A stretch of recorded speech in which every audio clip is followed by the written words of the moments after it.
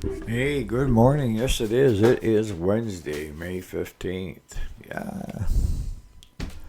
So I thought today we'd talk about, how to run a successful shop in 2024 and also be looking forward into 2025.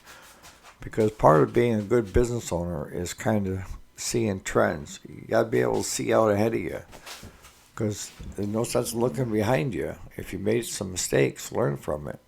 But you want to keep your eye on the ball and you want to look out as far as you can to see what's on the horizon. So we'll talk about that when we get back.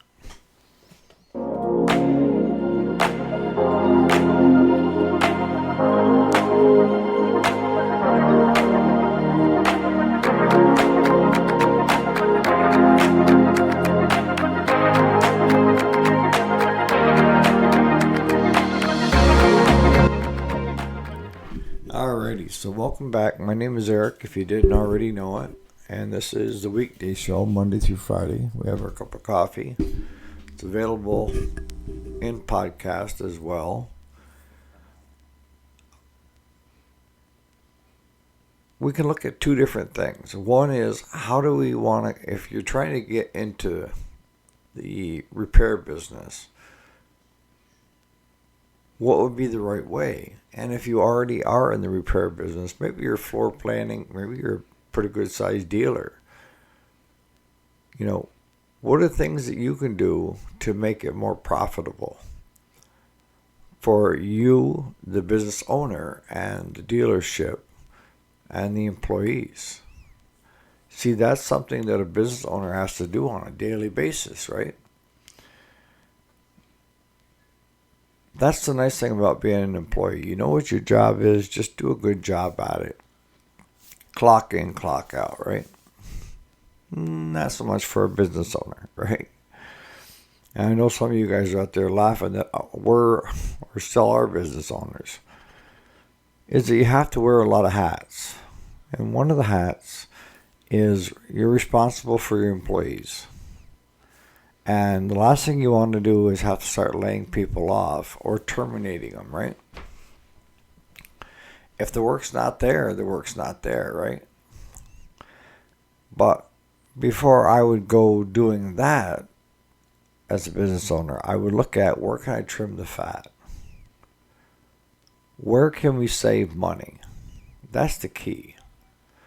Because no matter how good you are at business, there's going to be waste. And if you can find that waste and put it into a profitable dollar and cents into the business, it may retain that one employee that you thought about letting go, right? And I'm not talking about a bad employee. Bad employees, get rid of them. You know, when they come in and they're just rotten to the core and they will just, it'll spread throughout the workforce. It's not good. But I'm talking about, you have good employees and you hate to lose them. But if the economy doesn't turn around pretty quick, you're gonna, right? So some of the things that I've done is I decided to reduce inventories. Don't carry a buttload of inventory. Carry some of the fast moving stuff. This day and age, you can get stuff in a day or two if you're buying through like Rotary and Stens. Rotary is next day. Stens is 2 day. Gardner Canal is 2 to 3 days. Briggs 1 day. I could go on and on, but you know what speed they're going to show up. Now, the only way you're not going to know is if you're buying it through eBay and the seller is in China. It could take up to a couple weeks, right? And you really can't afford to be down for a couple weeks. So you need to be able to source parts quickly. And you may have to pay a little bit more of a premium by going through either the aftermarket or OEMs. But the days of carrying a lot of inventory are gone. And why do I say that? because manufacturers are making parts just 3 years ago are now no longer available as new old stock. 3, 4 years. So that's the first thing you need to look at. You need to get light on your feet, right? If you're carrying around a lot of excess weight, it makes it harder to maneuver. And that's what I've always said about the bigger companies. It takes longer to move that ship away from the iceberg. If you're a light, lean machine, you can make changes rapidly, right? So the first thing for 24 into 25 is don't burden yourself with a lot of inventory. What I want you to do is, the stuff that you're using a lot. Like with me, I buy oil filters by the case. I know I do X number of services every spring and every fall, but within that year, I got an idea of just how many cases of oil filters I'm going to go through. And there's basically four different oil filters to cover all your major brands, right? So I start off with a case of each. Now, like the ones for the John Deere and Hondas, the smaller ones for the Kawasaki, I don't see as many as I do like the Kohlers. So I may go through one case of Honda, Kawasaki, and 3 cases of Kohler, and 3 cases of Briggs. And the Kohlers, you got 2 different ones within the Kohlers, and that's just a bigger filter. It's kind of like a 2-stage versus a 1-stage, And you can't fit the 2-stage in a lot of the machines because there just isn't room for the cowl. So we know oil filters are going to be a fast mover if we're a repair shop. And if we're doing service work, we need to have them there, okay? Fuel filters. Buy them by the bag in bulk. And if you've watched any of my videos, you know that we put a brand new fuel filter on it, no matter what. If it needs it, we put it on. Spark plugs. You know that you're going to have to carry certain ones. RJ19s, RJ12s, the YCs. Those are the 2 commonest that's going to be found. You also have your smaller ones for weed trimmers, the CJ8, 6. You know what you're using, or you should know. And buy what you think you're going to use in the next 6 months so that it's there. And then when it comes time around to reorder, base it on what you have already in stock. What more do you need to keep going? Air filters, a lot of times you can blow them out. But the primary ones are the Kohler, the Briggs, and then the smaller stuff. Most air filters I have in stock, but if a machine's in here for a service that needs an air filter, I don't have one. I can have one here the following evening. So I'm not losing much by just parking that machine outside in the undercovers. It's in the other building. As done, all it lacks is an air filter so we can get the other equipment in and out, right? And the other thing you really should look at, if you haven't already, and that's used parts. Not used oil filters, air filters, and all that. I'm talking about rewinds,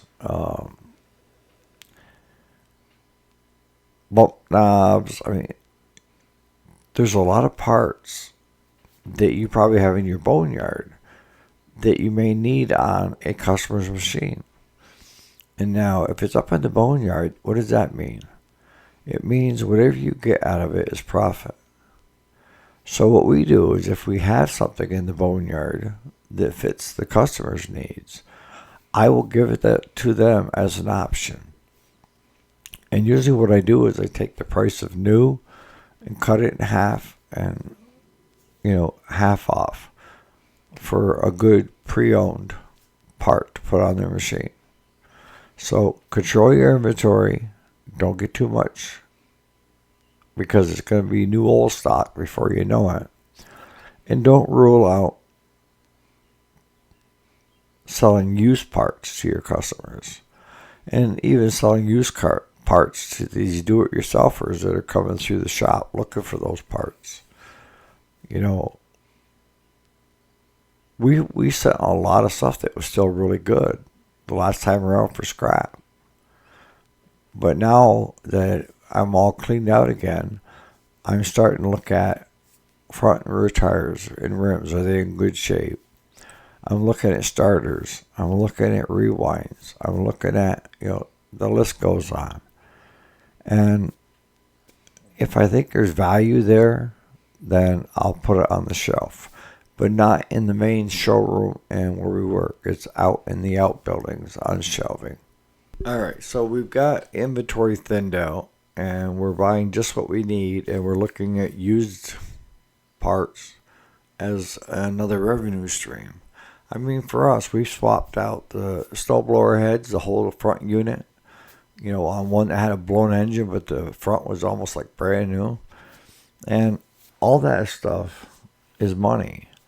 PTO clutches. If you have one that the motor goes bad, the PTO clutch is still good. Pull it, mark it what it came off from, and what it can go on. And that's $100 in your pocket. So don't rule out the used parts market. All right. So what's another way to get the business leaner and quicker on its feet? And that is to talk with your employees. Get your employees involved. There may be something like one employee may know a better way to do things that's quicker and cheaper than the way you're doing it now. And you have to have an open mind, okay? It can't be all or nothing.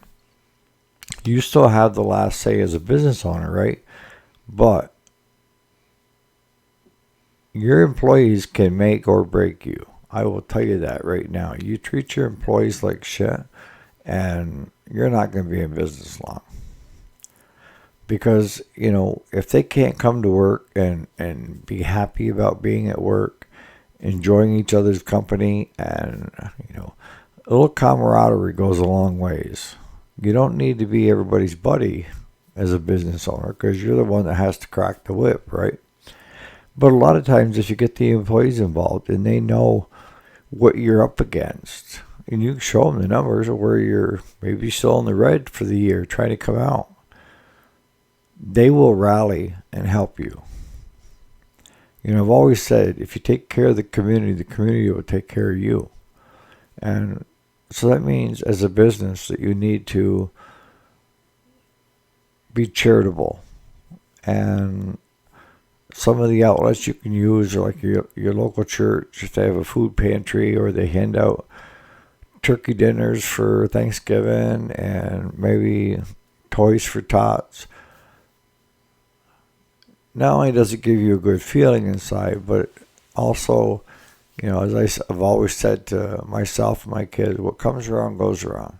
So whatever you're giving out, you're going to get back tenfold. So if you're generous and you're good to other people, then all good's going to come back. So get your employees involved. See if there's a faster way to do things, cheaper way to do things, money stream that you hadn't looked at, a revenue stream that they see potential. Why aren't we doing this or this? And make them feel like they're a part of something bigger than themselves. I know some business owners went ahead and made their employees part owners. So it's kind of like a cooperative. Even though the owner kept retaining enough interest in the company to have final say on everything, the employees also benefit if the company does well. Some call it profit sharing, some call it, part ownership, shares in the company, what have you. That is just as important as your inventory issue, is your employee issues. So when you start coming to thinking of making any major changes, before you do all that, have a sit down and just discuss it with your employees as a group and see what they're come up with. Because the more eyes that look at something, the better chance of getting it right, okay? And a lot of times we as business owners are under undue pressure, right? To keep making the right calls.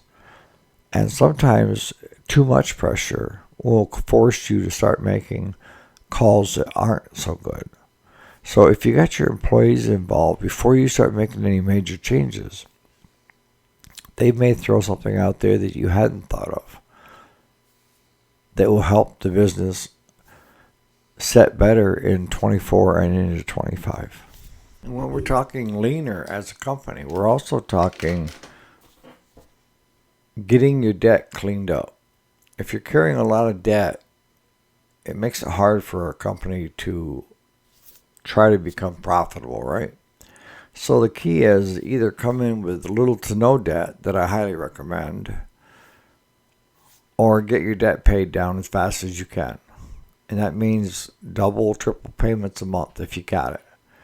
You know, when you're getting money coming in and you're doing well, put that against your debt. Don't go out and buy more crap. Take care of your spending that you have and your debt load that you have, and maybe pay off the building you're in quicker. Maybe pay off your pre-season order quicker. What have you. But take that money and get you into a nice lean machine. It's the best way I can put it. Because going into this year is going to be another hard one for most repair shops because of disposable income, right? So you're not going to have probably as much work, or you could have a ton of work, but people can't afford to pay you. So that takes us to the next thing, is ways to reduce your time so that your time is being spent well, I guess is the best way. You know, years ago, up till probably 2 years ago, we never charged a diagnostic fee. And we didn't do it because I always had this thing in my mind saying, if I can't fix it, I don't feel comfortable charging the customer. Well, then we were spending a lot of time doing that and not making any money. And so when it comes to coming into the shop, you have to make that call quick, right? And you also have to ask for a diagnostic fee. And you should have one person assigned to do those diagnostics. You could train a monkey to do it. But the main thing is you want to have compression. If you don't have any compression that's got overhead valves, then you can get a mechanic involved that can try adjusting the valves, or you adjust the valves. See if that makes a difference. If it doesn't, get it out. If you got a trimmer come in, it's only got 35, 40 pounds of compression, get rid of it. Collect the diagnostic fee, but get it out of the shop. You know, there's too many times where mechanics will go ahead and start trying to fix stuff and overlook the obvious. And we've talked about that before. Even Claude's done it. We'll get into something and think, well, I hit it with carb cleaner. It started, so it should have good compression. And when in the end, it only had like 60, 65. Yes, it will start on carb cleaner, but not enough to pull in the fire on gas. So, and you also want to, at this time, look at retaining good customers and thinning down bad customers. Because I'm going to start closing up this segment, so we'll leave it on this of, you know who your good customers are, your core, right? And you know the ones that bring in crap and complain bitterly all the time. You know, if you're a shop, I guarantee you that there's a number of do-it-yourselfers that are trying to start their own business nights and weekends working on this stuff. let that customer go to them. I know some shops that get irate at these guys that are doing it on the side. I don't. I become friends with them because they buy parts from me, for one thing. And they're taking customers that I really don't want. And they've got more time to deal with them than I do.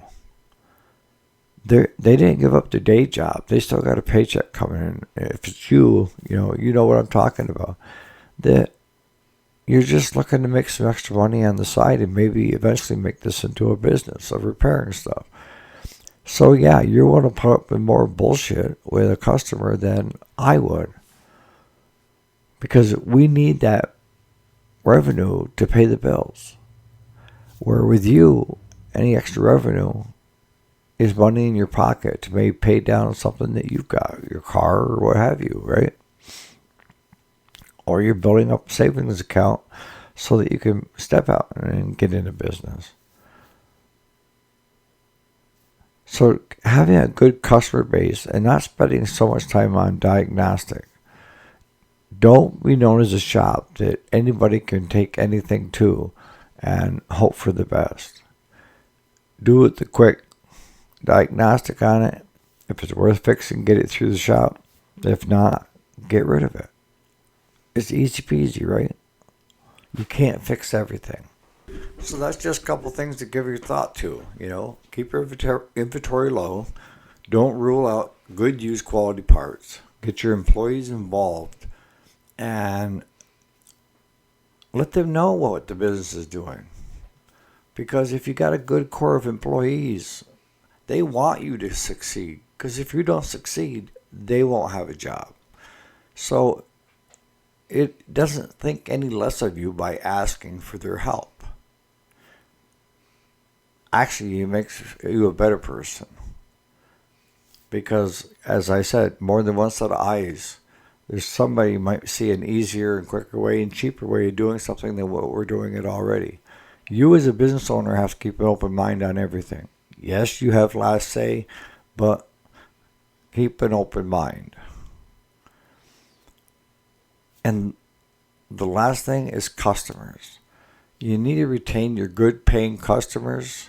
You need to charge a diagnostic fee, and you need to be able to knock that diagnostic in and out real quick to see whether it's worth fixing or not. So on that note, you guys have a great Wednesday, and we'll see you here bright and early tomorrow morning. Thanks again for watching.